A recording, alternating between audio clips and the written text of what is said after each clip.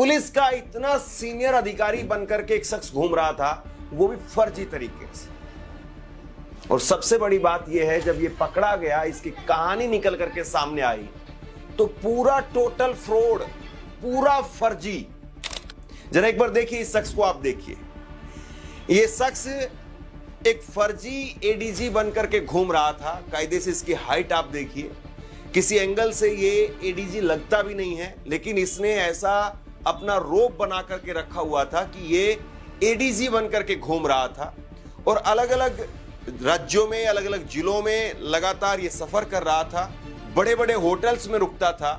ये गाड़ी अर्टिगा गाड़ी, इस गाड़ी के अंदर कई सारे आइडेंटिटी कार्ड, कई सारी डमी हथियार और भी बहुत कुछ इस गाड़ी के अंदर मिला है।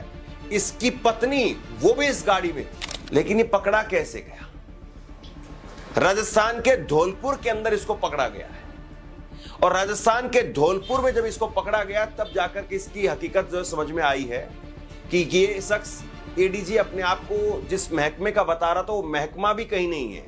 और सबसे बड़ी बात यह है कि ऐसा नहीं है कि ये पहली बार इस तरीके से बंटी और बबली का रोल कर रहा था। इससे पहले भी 2 बार इसी प्रकार के कामों को लेकर के ये अरेस्ट हो चुका है। पश्चिम बंगाल का रहने वाला है, सुप्रियो मुखर्जी इसका नाम है, 45 साल इसकी उम्र है। 2 बार पहले गिरफ्तार हो चुका था, लेकिन तीसरी बार अब फिर उसी प्रकार के मामले में पकड़ा गया है। यानी पुराना खिलाड़ी है भाई, पुराना खिलाड़ी। अस्सलाम वालेकुम व रहमतुल्लाहि व बरकातुहू। अज़ीज़ान मिल्लत इस्लामिया, आप तमाम उम्मती को मुफस्सल की तरफ से सलाम अर्ज़ है। घर में बड़ी पर्दा नशीन इज़्ज़तदार माँ और बहनों को मुफस्सल की तरफ से सलाम अर्ज़ है। बहरहाल बहर के वल्लाह से उम्मीद है आप लोग खैरियत से होंगे, अल्लाह की हिफाजत में होंगे। इन मलूनों की मलामत से, इन फ़िरका परस्तों की फ़िरका परस्ती से, इन दरिंदों की दरिंदगी से, इन माबलिंचरों की माबलिंचिंग से, इन बलात्कारियों की बलात्कारी से, इन दहशतगर्दों की दहशतगर्दी से, इन धोखेबाजों के धोखे से महफूज रखे। अल्लाह आप लोगों को अपने हफ्ज़ अमान में रखे, अल्लाह अपनी हिफाजत में रखे, अल्लाह हर आबा से, हर शर्त में महफूज रखे। बहरहाल बहर केफ मेरे अज़ीज़ दोस्तों, मेरे भाइयों, ये रखा गया आप लोगों को क्लिप ताकि आप लोग देखो क्या चल रहा है हमारे देश में। पहले तो जो है सो हमको वोट चोरी की सरकार से गुजरना पड़ा। अब ये देखो एडीजी और ऐसा फिर रहे उन्होंने, इतने बड़े रैंक पे रहकर उन्होंने, हाँ, ये हासिल कैसे हुआ इनको? आखिर इतना बड़ा धोखा कैसा खा सकती पुलिस? एक बहरूपिया, एक आतंकी, एक क्या बोलूं मैं, एक रेपिस्ट पूरे इंडिया के दौरे कर रहा, और ओहदा कौन सा लिए हुआ है उन्हें? एडीजी का। पूरी पुलिस उसके पीछे पीछे भाग रही है, लेकिन ये पता चलाने से खासिर है कि ये असल में है कौन। और साथ में सरकार की गाड़ी तो गाड़ी लाल बत्ती की, उसमें जायज नाजायज हथियारे लेके घूम रहा है, और साथ में जो है सो उनकी पत्नी माता को भी साथ में रखा है उन्हें, लेकिन किसी को कोई शक तक नहीं हो रहा। और आप लोगों को ये भी बता दूं, मैं 2 मरतबा जेल को भी जा चुके हैं उन्होंने।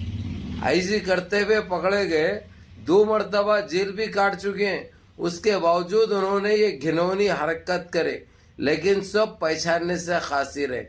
ये एक तमाशा है, ये एक जोक है भाई। हालांकि सन्यासी जो है सो उनके पावा चुम रहा सो नहीं, क्या क्या कर रहा जो है सो, मेरा ये निकाल दो, ये बरी कर दो, ये केसों से बरी कर दो। मैं ढोंगी की बात कर रहा हूँ, मैं चिंदी चोर की। चिंदी चोर के पास 7 दिन मेहमान था उन्हें, और रहे इन्हें है किधर का? बंगाल का रहने वाला है इन्हें। और ये लोगों से पूरों से ऐसा खेला उन्हें जैसा इन्हों जिंदगी भर नहीं खेल सकते, इन्हों सोच नहीं सकते। इन्हों जो है सो वो कुर्सी पे बैठ के सबसे खेल रहे, इन्हें वो लोगों से खेल लिया।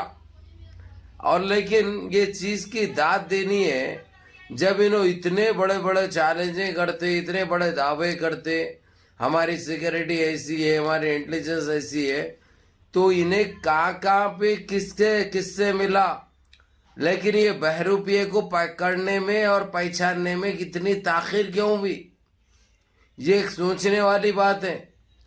और जबकि कोई इन्हें साफ सुथरा भी नहीं है भाई, दूध का धुलेवा भी नहीं है, ये पाखंडी 2 मर्तबा जेल को जा चुका है ऐसे ही केस में, यही केस में, और तीसरी मर्तबा अब फिर पकड़े गया इन्हें। लेकिन आपके तो एडीजी बन गया उन्हें, नहीं तो जो एसीपी के रैंक तक जो सो बड़ा वो था उन्हें, आपके तो एडीजी का मारा उन्हें।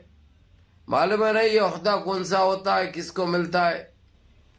अब मैं ये आने मेरे को तरस आ रहा है, ये हमारी इतनी बड़ी भूल हमसे कैसा हो सकती है।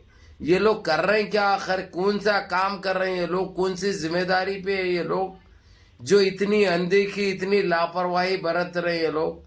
अब ऐसा रहा तो हमारे देश का क्या होगा कि ऐसे ऐसे टपोरिया जो है सो एडीजी बन जाएंगे तो क्या होगा। ये गनीमत यानी ऐसे कुछ खवानीन नाखिस नहीं करा उन्हें, ऐसे कोई चीज़ें नहीं करा, किसी को कोई खतरा नहीं पहुंचाया, ये बहुत बड़ी बात है।